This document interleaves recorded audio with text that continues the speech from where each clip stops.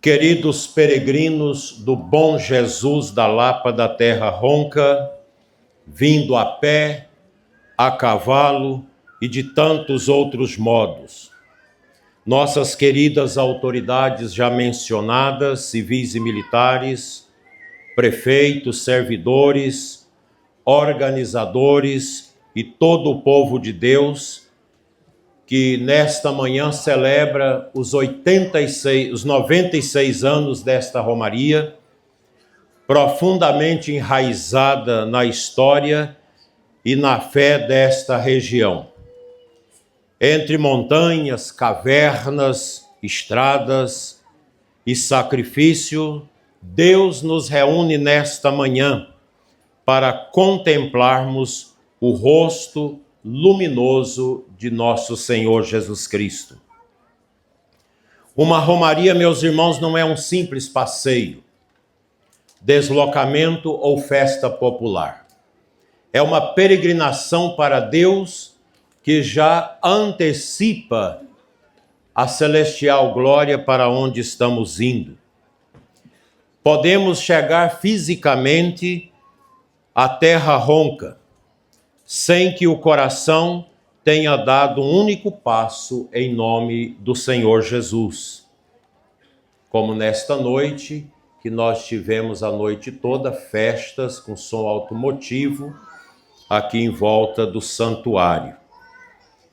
No ano que vem, como bispo, e aqui vou esquecer meu lado colérico para falar bem suave e com misericórdia.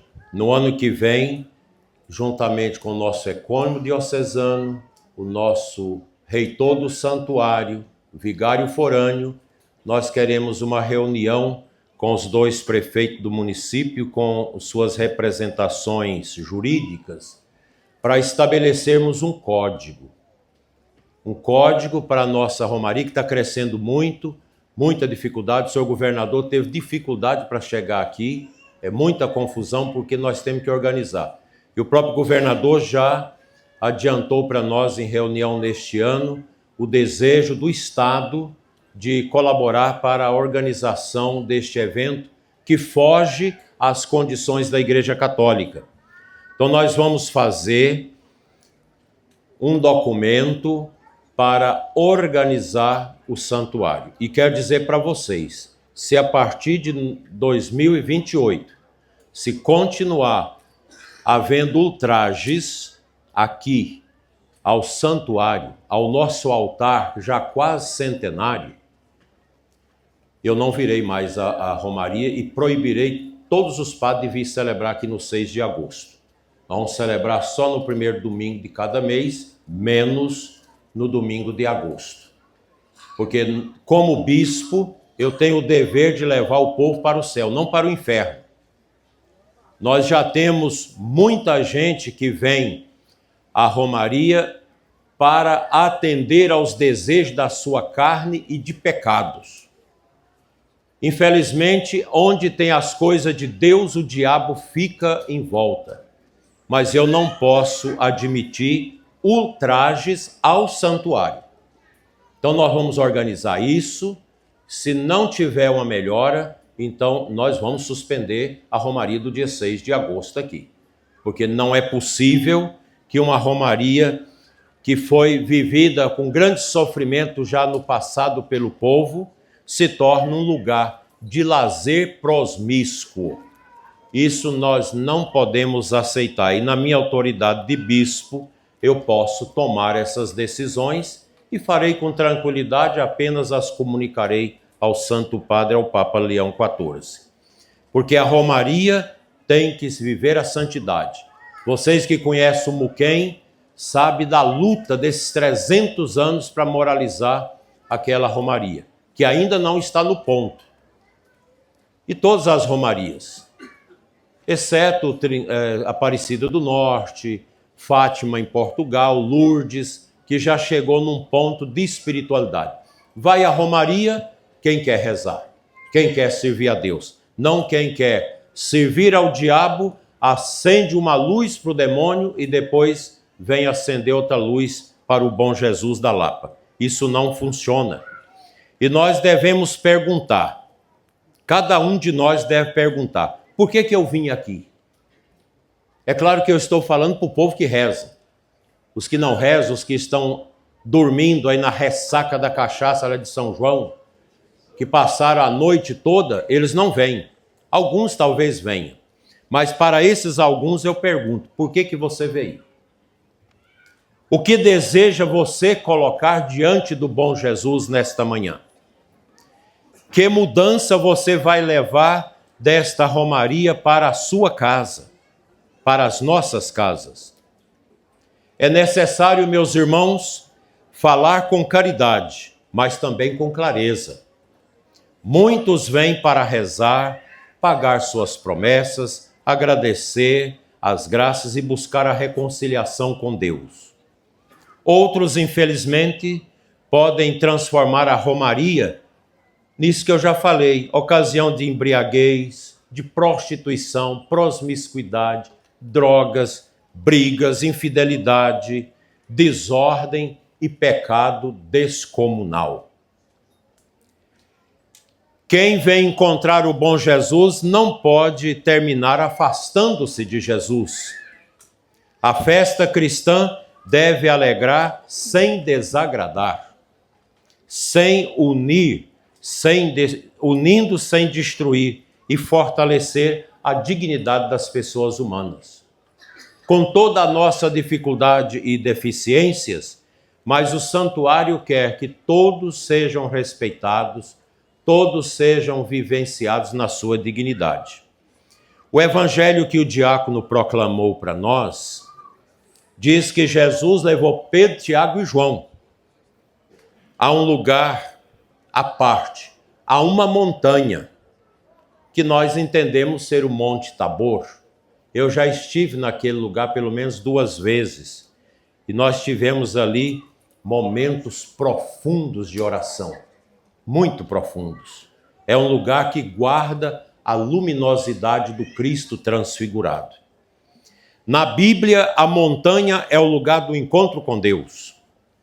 Também nós deixamos a rotina e subimos espiritualmente a este monte, esse lugar tão bonito que a natureza quis selar para nós com as mãos de Deus.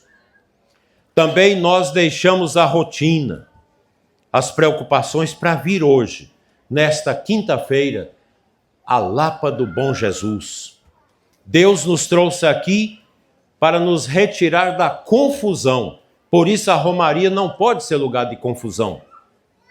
Para purificar o nosso olhar e recordar aquilo que verdadeiramente importa. No alto da montanha, Jesus foi transfigurado. Seu rosto brilhou como o sol e suas roupas ficaram brancas como a luz. Os discípulos já conheciam o rosto humano de Jesus, cansado das caminhadas e compassivo diante do sofrimento dos coxos, dos aleijados, dos famintos, daqueles que traziam seus filhos, seus parentes endemoniados. Agora, meus irmãos, contempla Cristo a sua glória divina com o Pai e com o Espírito Santo. Aquele homem que caminhava com eles é o Filho eterno do Pai, o Salvador do mundo, o Senhor da história, o Senhor de nossas vidas, de nossas famílias. O profeta Daniel considera esta verdade na sua leitura de hoje. Ao Filho do Homem são entregues poder, glória e realeza, e o seu reino jamais será destruído. Governos passam, autoridades terminam seus mandatos, os bispos passam, os sacerdotes passam, o Papa passa, as riquezas desaparecem e as ideologias envelhecem, como a ideologia que hoje governa o nosso país, que já está entrando para o seu limbo.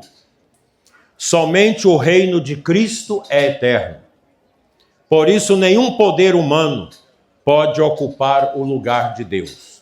E a Sagrada Escritura diz que toda autoridade, ela emana de Deus. Por isso, senhor governador, seus deputados e senadores, prefeitos, os senhores têm que ter essa consciência de exercer o governo dos senhores em nome de Deus. Não esquecendo a oração. O governador, ao entrar no seu gabinete, deve entrar com o pensamento de Deus e na companhia dos anjos. Vocês que trabalham no legislativo, os prefeitos da mesma forma, como o bispo e os sacerdotes. Nós não podemos, como autoridades civis e eclesiásticas e também militares, os militares que estão aqui, nunca podemos exercer nossa autoridade sem esse pensamento. É Deus que nos move. Sem a graça de Deus, nós não somos nada. Somos apenas uma poeira que passa. Diante de Cristo, ninguém pode dizer eu sou dono do poder. Todos responderemos pelo uso que fazemos dele. Infelizmente, a nossa república vive momentos muito difíceis. Muito difíceis. Porque tem gente que não quer estabelecer um governo, mas um regime, para dominar sempre, sem aceitar o contraponto, sem aceitar a democracia. Os senhores têm que perceber muito claro, tem muita gente no Brasil que fala que está agindo em nome da democracia, mas não.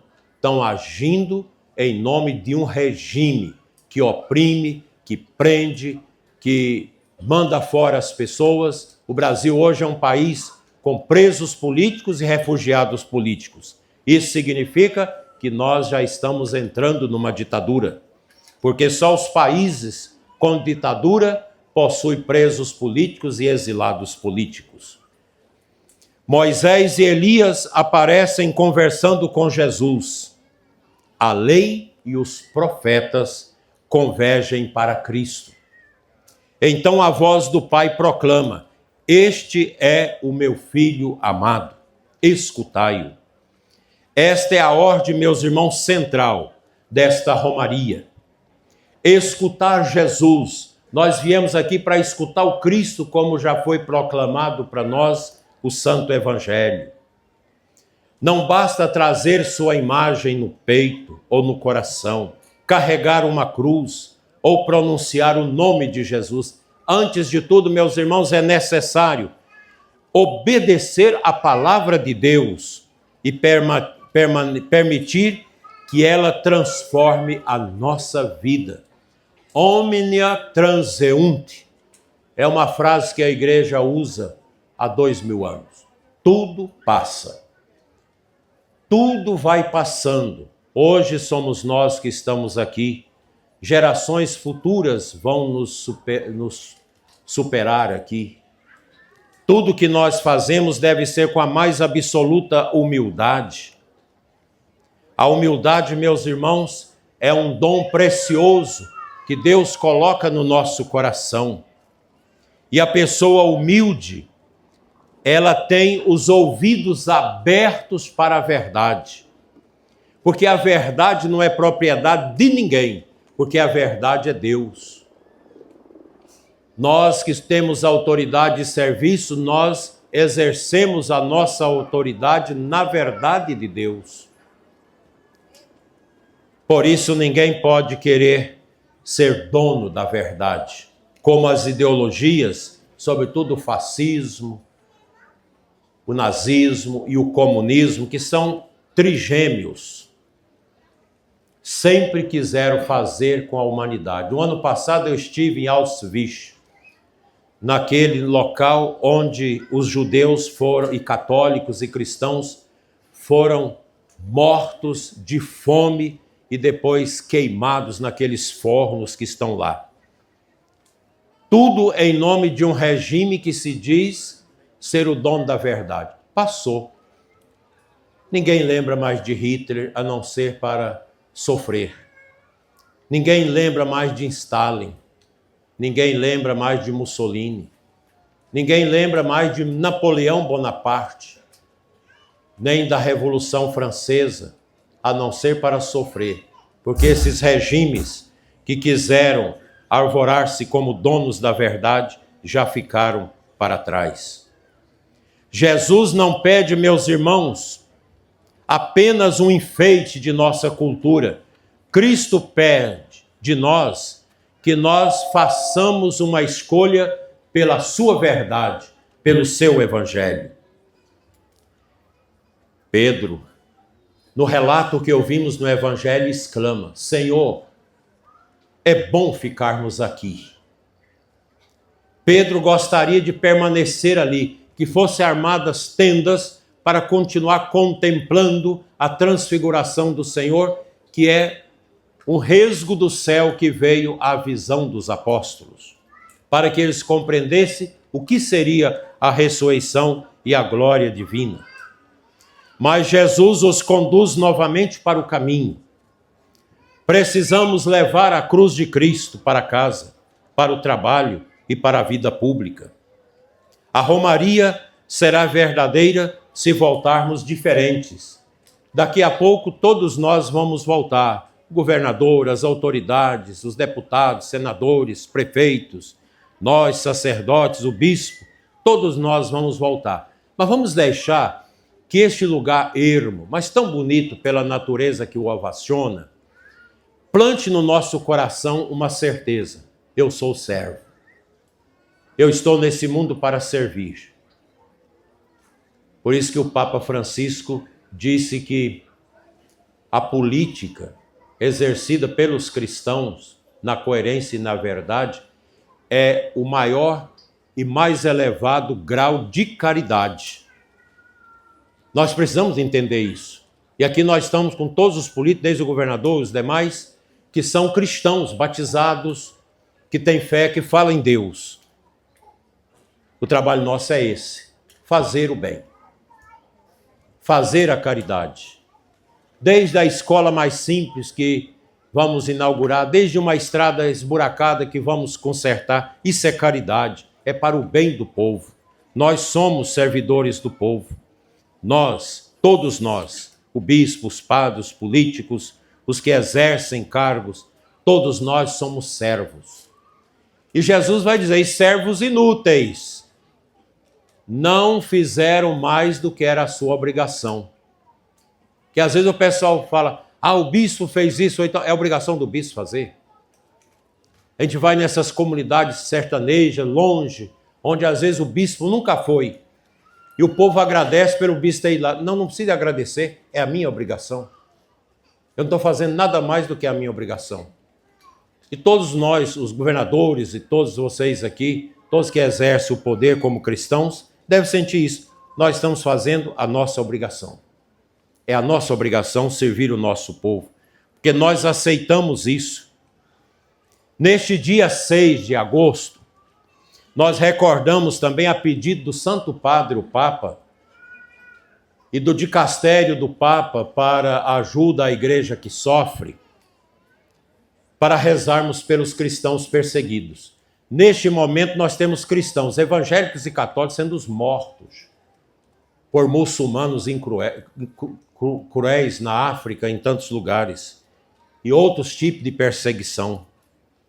Cristãos que morrem porque faz o nome da cruz, o sinal da cruz, porque acredita em Cristo, porque não aceita o Alcorão, porque não aceita a cultura como um sentimento passageiro. É uma aliança que pode exigir o testemunho supremo do martírio, aqueles que falam: eu creio no Pai, no Filho e no Espírito Santo. Há poucos meses, uma igreja nossa, no Quênia, teve todos os fiéis degolados e os padres que estavam ali, seminaristas, por esses que se acham o dono da verdade. Vocês são obrigados a aceitar o Alcorão. Todos ajoelharam e rezaram o creio e todos foram mortos. Sentiram dores? Sentiram mais o conforto de Deus e dos anjos naquele momento. Talvez nós aqui não vamos ser chamados a morrer, a derramar o nosso sangue, a menos que se consolide um sistema autoritário, déspota no nosso país, que vai perseguir a igreja, como está perseguindo na Nicarágua. O de lá cresceu com a ajuda até da igreja como um democrata, como o de cá. Mas o de lá tinha sempre no coração o desejo de oprimir. Está oprimindo, proibindo até a igreja na Nicarágua de ordenar padres agora, além de tomar os nossos patrimônios, colégios, hospitais. O de cá olha e fica pedindo. Quem sabe também poderei ter a oportunidade de fazer o que de lá faz. Assim é a vida. Por isso o cuidado, todo cuidado é pouco. Qualquer sistema ordinariamente ditador, antidemocrático, ele quer assassinar a fé dos cristãos. Porque o cristianismo incomoda qualquer sistema fascista, nazista e comunista. Porque o sistema diz, nós somos Deus, o Estado é que cuida de tudo, o Estado é que dá tudo, o Estado é que regula a liberdade das pessoas, que diz o que elas têm que fazer e o que não têm que fazer. Os cristãos dizem, não, a nossa autoridade é Deus. O Estado tem que exercer a autoridade como serviço, como obra de Deus, não como obra de um homem, de um líder, de uma facção e de uma miséria, de uma ideologia. O Brasil precisa de cuidado e todos nós precisamos rezar para isso. Nós precisamos rejeitar a corrupção endêmica que entrou nesse país, conservar a honestidade, permanecer fiéis à família, defender a verdade e não vender a nossa consciência. Quando os discípulos caem com medo, Jesus se aproxima, toca-os e diz, levantai-vos e não tenhais medo. Essa foi a primeira palavra de São João Paulo II, quando eleito Papa, ao sair no balcão da Basílica de São Pedro. Non avete paura, não tenhais medo. O cristão não pode ter medo. Nós somos filhos da coragem e não abortos do medo. E é a coragem, meus irmãos, da fé. Essa coragem que Deus dirige aos peregrinos cansados, às famílias feridas, aos enfermos, aos desempregados, às autoridades que carregam grandes responsabilidades. Não tenham medo.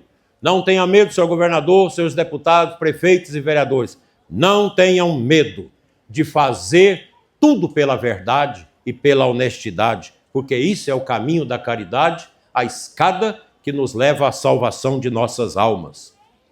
Quem caminha com Jesus pode cair, mas não pode permanecer caído. O próprio Jesus caiu 3 vezes com a cruz rumo ao Calvário, mas ele levantou. Todos nós podemos cair, mas temos a obrigação de levantar. Sacerdotes, religiosos, consagrados, leigos, todos nós podemos cair, mas nunca podemos ficar na queda.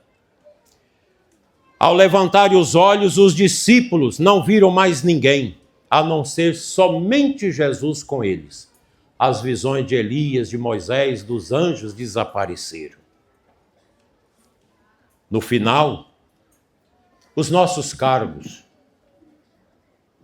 os nossos bens, nossas diversões, nossos aplausos e nossas aparências passarão. Tem um livro de Santo Afonso Maria de Ligório sobre a morte, que vale a pena todos nós lermos, para buscar a humildade. Como é bom visitar às segundas-feiras o cemitério e contemplar nos cemitérios os túmulos dos mortos. Quando eu fui a Paris, eu quis ir ao cemitério onde está sepultado o grande matador de cristãos, aquele que comandou a Revolução Francesa. Qual que é o nome? Voltaire. E lá no túmulo está lá: aqui jaz Voltaire. Matou mais de 3 mil padres. Guilhotinou as freiras, pensando que ele era Deus. E o pior, um padre largou a batina para aliar-se a esse corrupto. E eu vi algumas coisas molhadas ali perto do túmulo, e o guia disse, não, aqui são pessoas que vêm discretamente e urina no túmulo. Que triste, né? Que triste. Aí você vai à Terra Santa, o túmulo de Jesus. O povo beijando o túmulo de Jesus. E o túmulo de Voltaire sendo urinado. O que adiantou? Hitler, que tem tantas histórias sobre a sua morte, teria ordenado ao seu secretário que, após o suicídio, com aquele mesmo gás que mataram os judeus e os cristãos nas câmaras, a mãe, a esposa matou os filhos, depois se matou e ele se matou, e o secretário botou numa vala e meteu fogo até queimar tudo, porque ele não queria deixar vestígios, porque ele já sabia que um túmulo seria um lugar para estas excrescências. É assim que termina a vida de uma pessoa miserável neste mundo. Assim, meus irmãos, vamos pensar nisso. Restará nesta vida a nossa relação com Cristo. Olha que coisa bonita.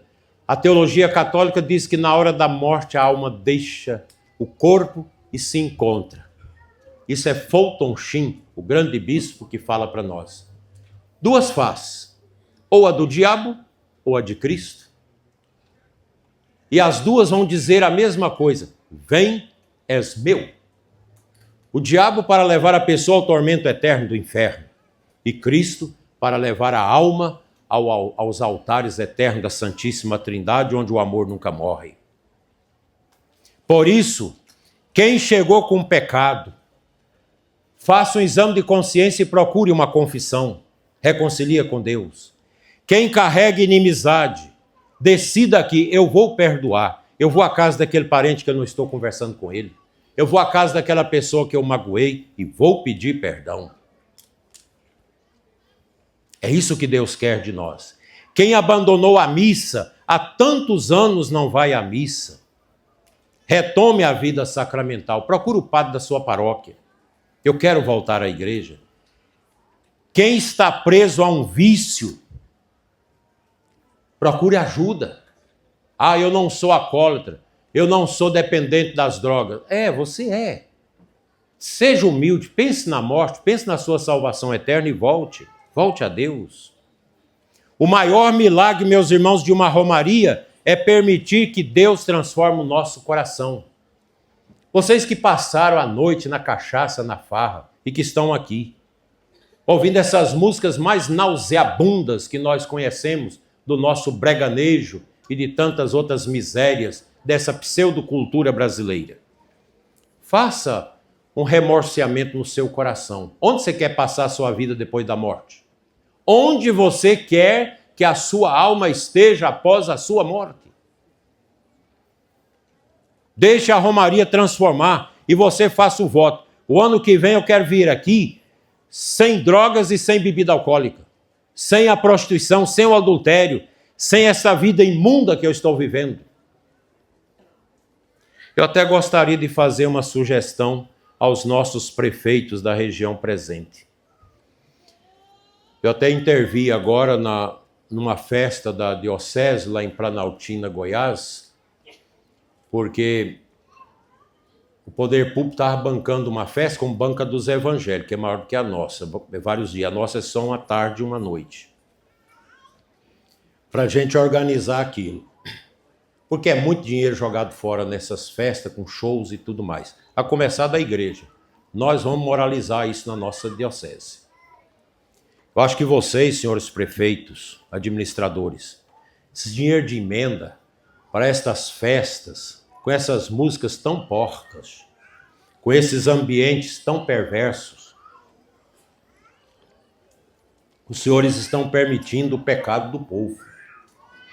Por que a gente não começa a investir na cultura dos jovens? Ensinar os jovens a escutar música clássica, a tocar instrumentos clássicos. Ah, mas ninguém quer. Mas começa com 10, com 20, gasta com isso. Porque é isso que vai mudar o Brasil. É uma vergonha. A gente chega Eu fui a Viena Fui a uma missa, celebrei a missa na catedral lá de Viena e depois fiquei ali rezando. Teve mais 3 missas no domingo. Eu fiquei lá rezando, fazendo o retiro. O povo estava andando. A missa dos jovens. Só música clássicas no órgão, a coisa mais bonita. Todos os jovens sabem ler uma partitura de música. Em Viena, na Áustria. Tem uma igreja lá que no domingo é só missa para jovem no centro. Todos os jovens decentes, sabem cantar as músicas antigas em latim, que era coisa bonita. Cultura. Nós jogamos tantos milhões e milhões fora, com tantos shows, com tantas coisas, com carnaval nauseabundo, como nós tivemos no Rio de Janeiro, com propaganda política antecipada descaradamente, mas como já não se há mais justiça para todos, ficou do jeito que ficou. O dinheiro que vem para tantas coisas, inclusive para isso aqui, ele deve ser aplicado para o bem do povo. Pão e circo foi o que levou o Império de Roma, o império mais organizado, a cair. Quando os imperadores já não davam mais cultura, já não davam mais formação para o povo, mais festa e comida. Acabou. Por isso que o Brasil nunca se levanta, porque é um verdadeiro canteiro de pão e circo. Fica essa reflexão de um bispo velho para vocês pensar. Quem tem zelo deve pensar nisso. Muito bem. O que está invadindo o Brasil? Cultura woke. A mesma desgraça que está acabando com os Estados Unidos está entrando aqui. Eu assisto, o pessoal me manda esses shows em faculdades de performance. Como entender show de performance que as pessoas rebolam para mostrar a genitália? E depois deitam, homens que deitam para poder ficarem eretos sexualmente. Isso é cultura, gente?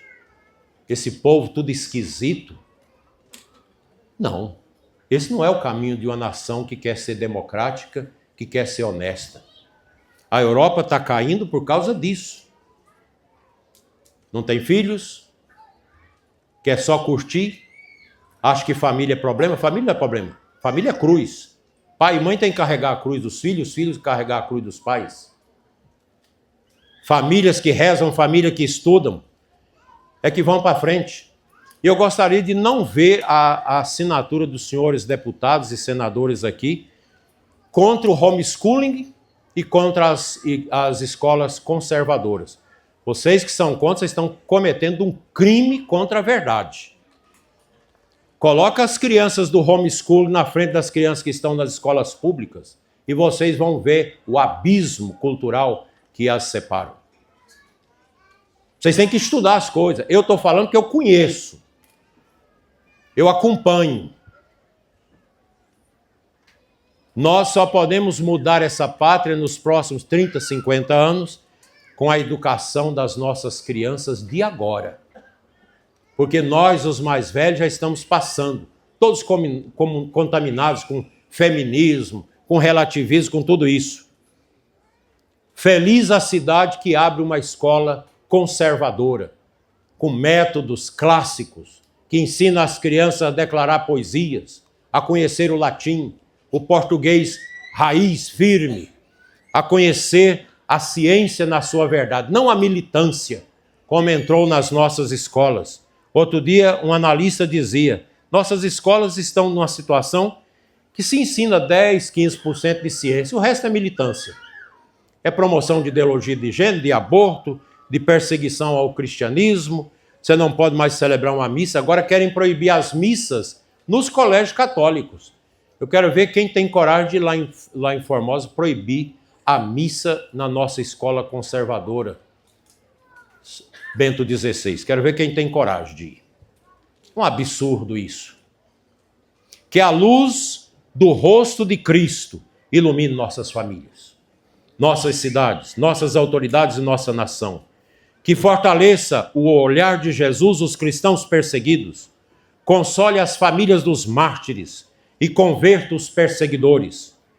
Que Nossa Senhora acompanhe os peregrinos e que o bom Jesus da Lapa da Terra Ronca nos conceda uma fé que não seja apenas costume, mas encontro. Não seja apenas emoção, mas conversão. Não seja apenas palavra, mas testemunho. Bom Jesus, mostra-nos o teu rosto. Bom Jesus, transforma nossa vida. Bom Jesus, fortalece os cristãos perseguidos no mundo todo. Bom Jesus, ilumina nossas autoridades, nosso governador e todos que estão aqui e nossa nação. Bom Jesus, ensina-nos a escutar-te e a seguir-te até o fim. Assim seja. Amém.